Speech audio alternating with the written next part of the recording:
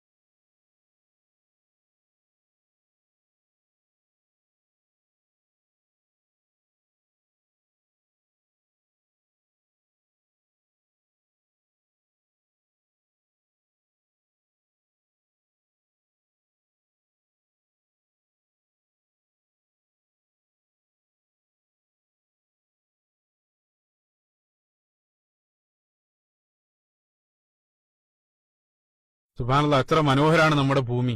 അപ്പൊ ഇത്തരത്തിലുള്ള ഒരു കാഴ്ച നേരിട്ട് കണ്ട അത് മതിയാകും പിന്നീടുള്ള ജീവിതകാലം മുഴുവൻ അല്ലാഹു സുബ്ഹാനഹു വ തആല മനസ്സറിഞ്ഞുകൊണ്ട് വാഴ്ത്താനും നന്ദി ചെയ്യാനൊക്കെ ഇത്തരത്തിലുള്ള ഒരു കാഴ്ച മതിയാകും. അത്ര മനോഹരാണ്.